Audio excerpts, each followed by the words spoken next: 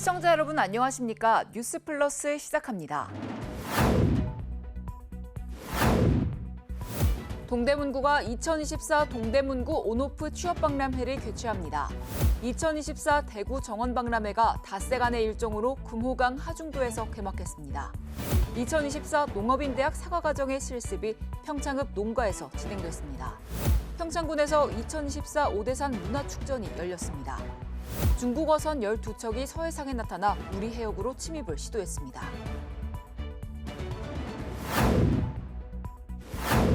하수 종말처리장에서 나오는 악취로 수년째 민원이 계속되면서 여수시가 골머리를 앓고 있습니다. 처리장 인근에 대규모 아파트 단지를 허가해준 탓인데 수십억 원을 들여 악취 저감 시설을 설치했지만 큰 효과를 거두지 못했습니다. 여수시가 운영하는 하수 종말 처리장입니다. 아파트 단지와 직선 거리로 100m밖에 떨어져 있지 않다 보니 악취로 인한 민원이 끊임없이 이어집니다. 이제 항상 전화로 조지는 사람 있잖아요. 제가 24년 동안 근무하면서 여기가 제일 힘들어요.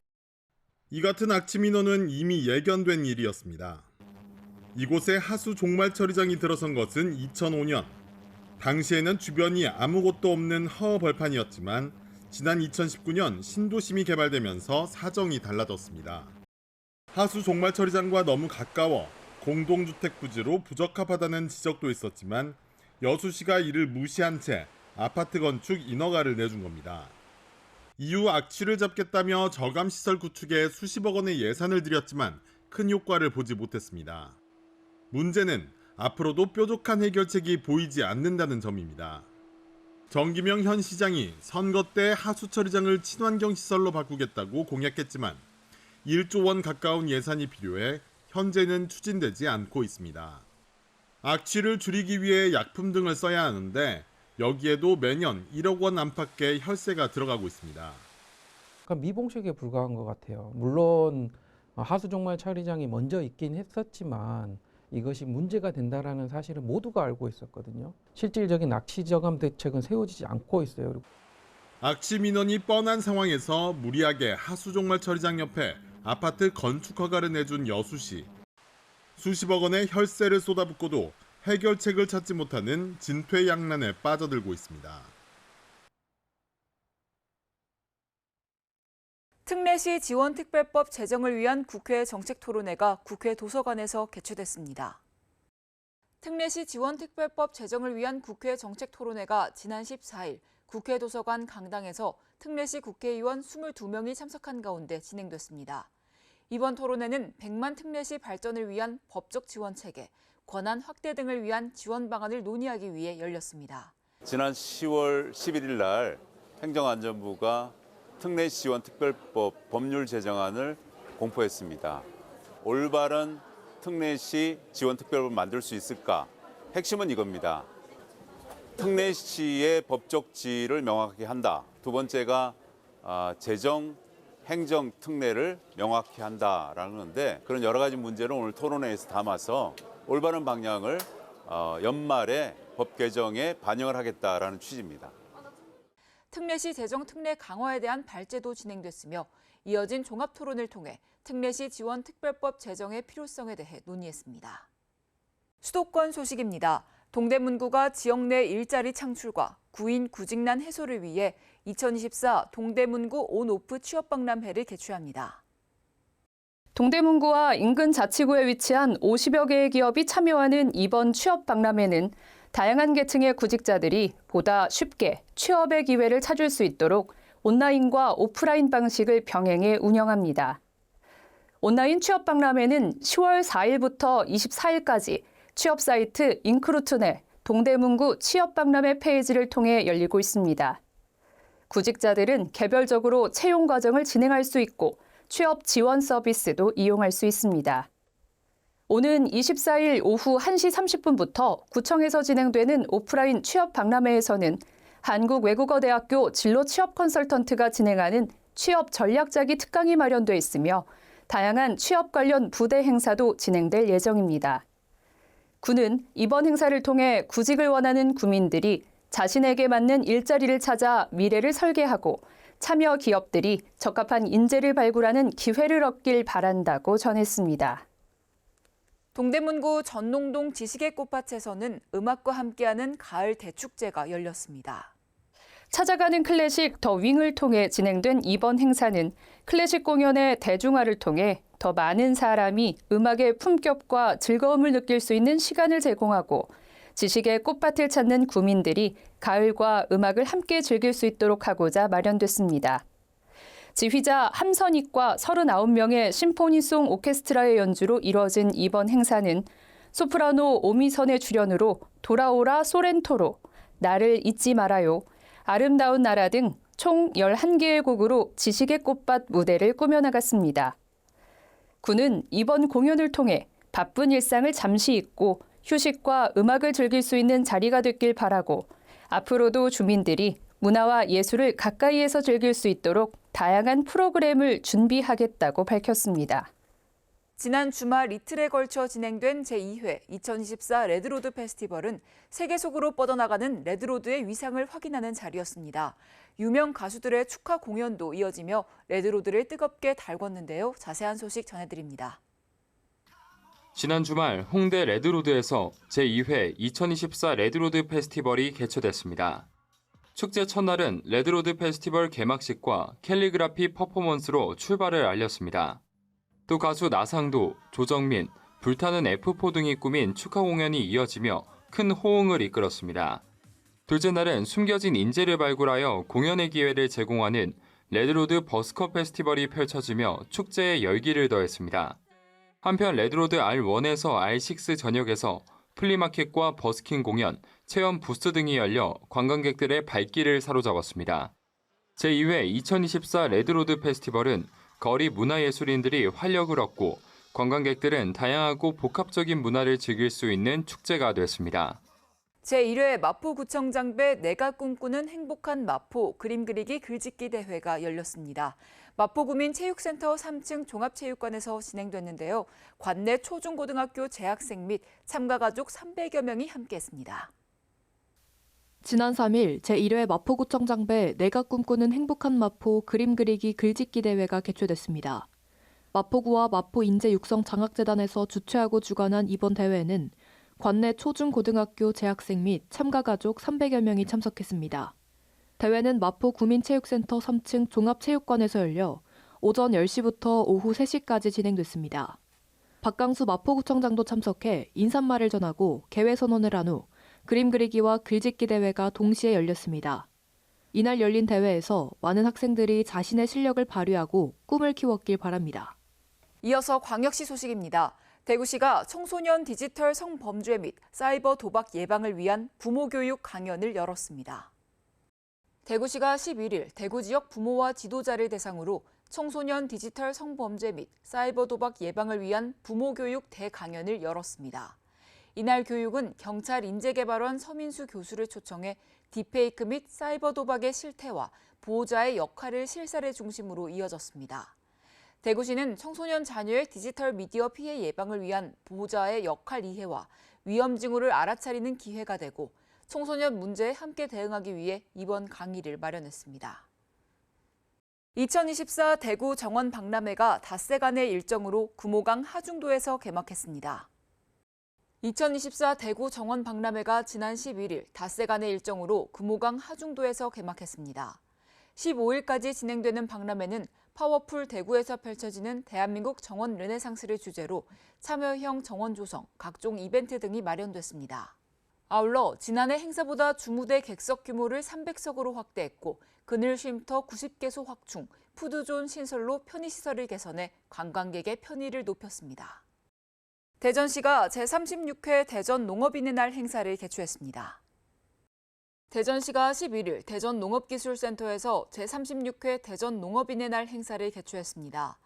올해로 제36회째를 맞은 농업인의 날 행사는 한국농촌지도자 대전광역시 연합회, 한국후계농업경영인 대전광역시 연합회 등이 주최한 가운데 대전농업인, 탄소중립의 희망을 심다라는 주제로 진행됐습니다. 이장우 대전시장은 농업과 농촌의 소중함을 알리고 농업 경쟁력 향상은 물론 도농이 상생하는 분위기를 조성하기 위해 노력하겠다고 말했습니다. 대전 소방본부가 대덕 연구단지 종합운동장에서 제2회 의용소방대 한마음 축제를 개최했습니다. 이날 행사는 눈부시도록 아름다운 오늘이라는 주제로 진행됐으며 이장우 시장을 비롯해 5개 소방서 의용소방대원 1000여 명이 참석했습니다. 활동 퍼포먼스 공연을 시작으로 유공자 표창, 격려사 등 다채로운 프로그램이 열렸으며 의용소방대원들의 헌신과 노고를 격려하는 자리로 진행됐습니다. 이장우 대전시장은 의용소방대원의 헌신과 이웃사랑 정신의 깊은 경의와 감사를 표하며 안전지킴이 활동을 하는데 불편함이 없도록 필요한 지원을 아끼지 않겠다고 말했습니다.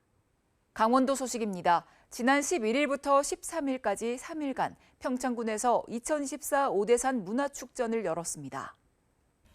2004년 처음 시작된 오대산 문화축전은 해마다 전통 불교 문화와 현대예술이 공존하는 다양한 프로그램으로 관객들을 맞이했습니다.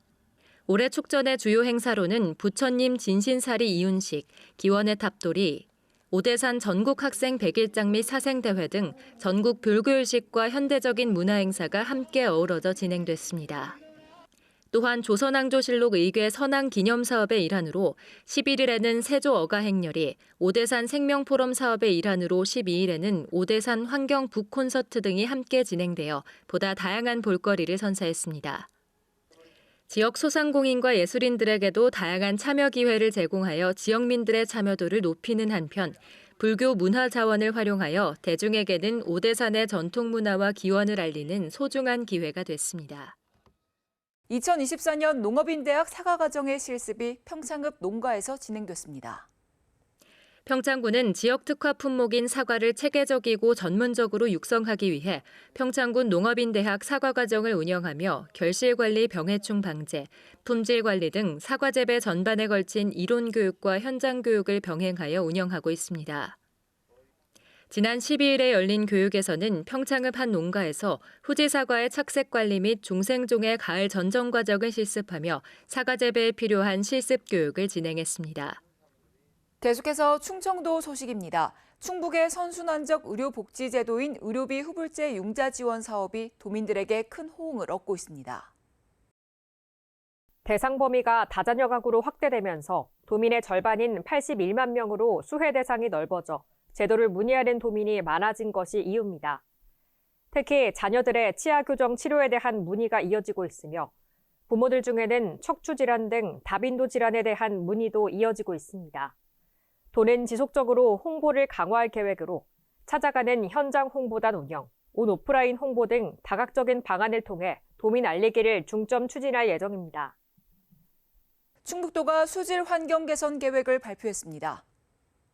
수질 오염과의 전쟁을 선포하고 2032년까지 미호강 2등급, 그 외 모든 하천 수질 1등급 달성을 목표로 추진합니다. 첫 번째, 하천 오염의 원인을 철저히 조사 분석하고 오폐수 무단 방류 등에 대해 집중 단속합니다. 두 번째, 하천 오염원 저감을 위한 생활하수, 가축분뇨 등 환경 기초시설을 확대 설치합니다. 세 번째, 민간 거버넌스를 운영하고 도민 참여운동을 전개해 수질 개선에 앞장설 계획입니다. 네 번째, 수질 환경에 대해 도민과 소통하고 교육, 홍보를 강화합니다. 충북도가 저출생 공동 대응을 위한 도, 시군 업무 협약을 체결했습니다. 제19회 임산부의 날을 맞아 김영한 도지사를 비롯한 시장 군수들이 참석한 가운데 임신, 출산, 친화 특별도 충북 실현을 위해 상호 협력을 약속했습니다. 다자녀 가정 공공시설 이용 지원 기준을 2자녀 이상으로 일원화하고 다자녀 가정 감면 기준 확대 정비 등 혜택의 내실화를 위해 노력했습니다.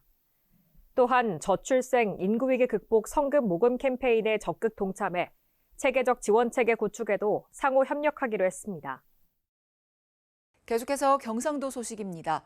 경북도가 2025 경북 방문의 해를 선포하고 국내외 관광객 유치 준비에 본격적으로 나섰습니다. 경북도가 2025 경북 방문의 해를 선포했습니다. 경북도는 내년 11월 경주에서 열리는 에이펙 정상회의를 계기로 경북 관광 매력을 전 세계에 알릴 예정입니다. 이를 실현하기 위해 고부가 가치 관광 콘텐츠 확충 등 스마트 관광 등을 추진하며 10대 관광 매력 도시로 성장시키기 위해 노력할 예정입니다. 이철우 경북도지사는 에이펙 정상회의 개최를 관광 대전환의 계기로 삼아 경북이 글로벌 10대 관광도시로 도약하도록 노력하겠다고 말했습니다.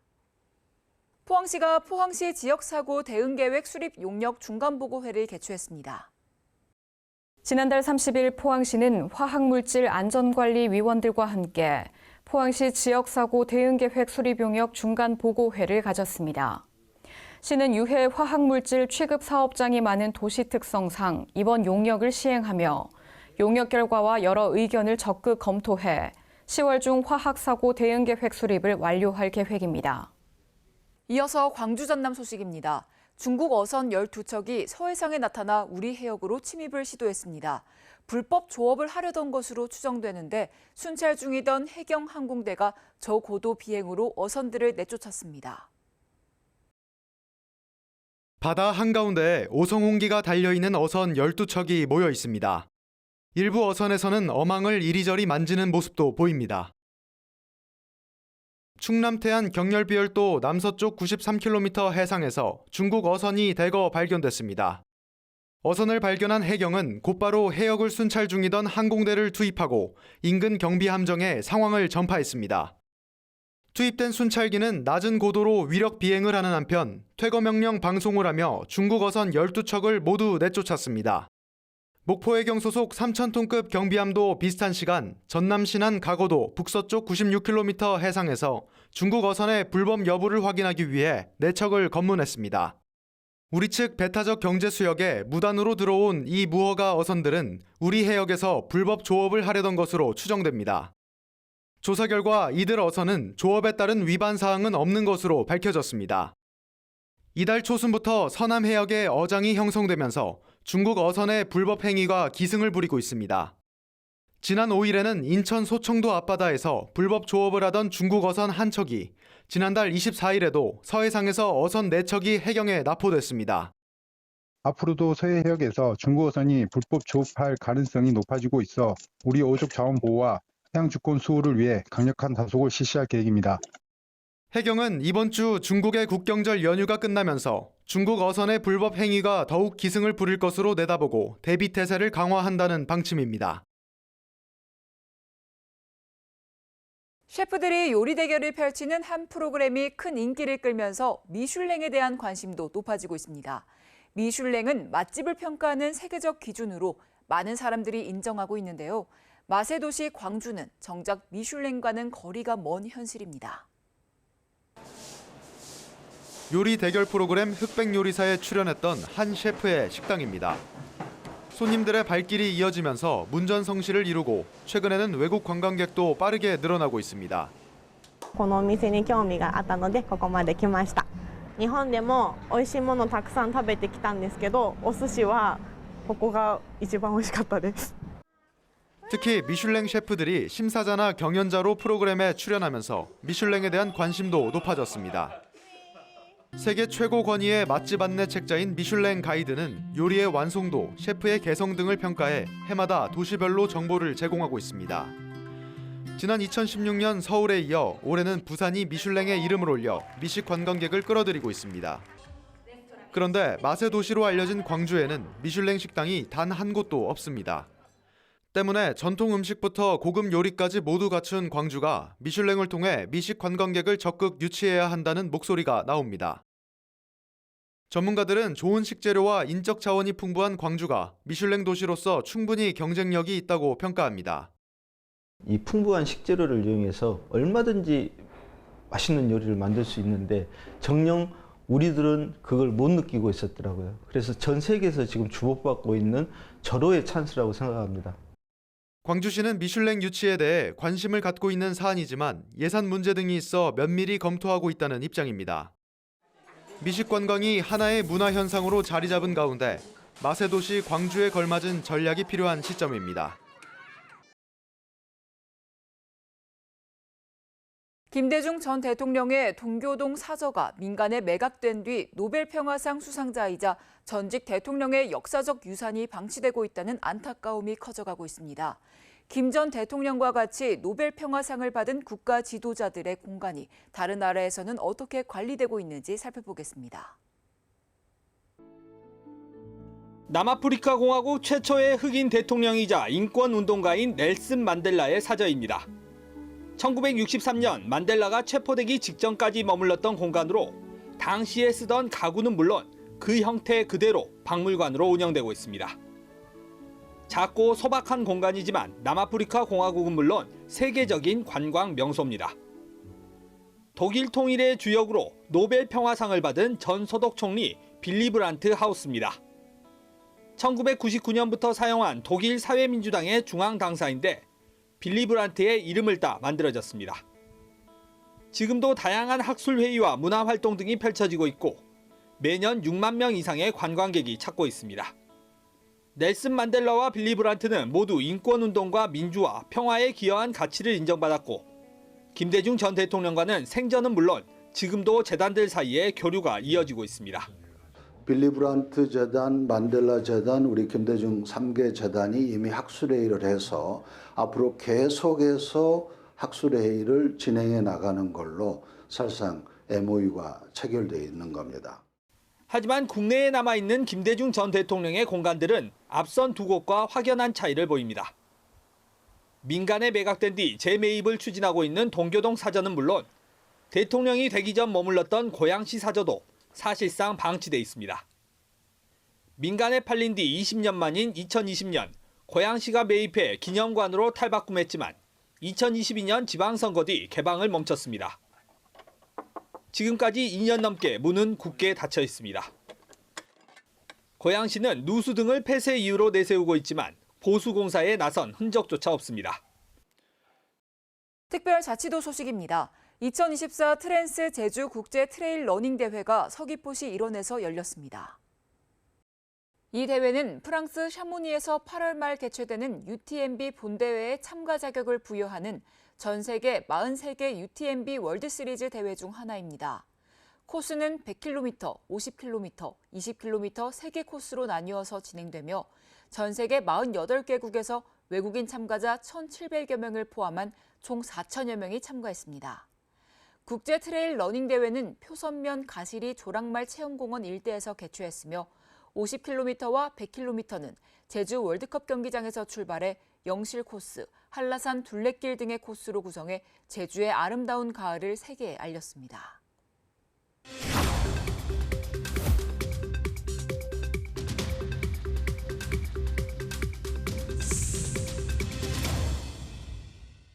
한 주간의 행사 소식을 전해드리는 클릭 행사톡톡 시간입니다.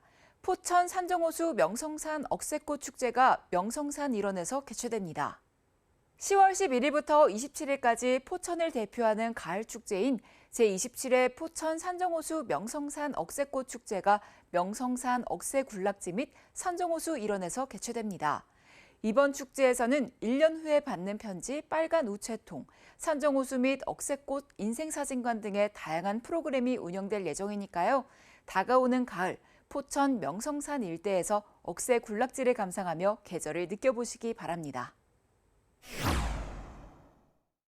스웨덴 할리먼에서 2024년 노벨문학상 수상자로 한강을 호명했습니다.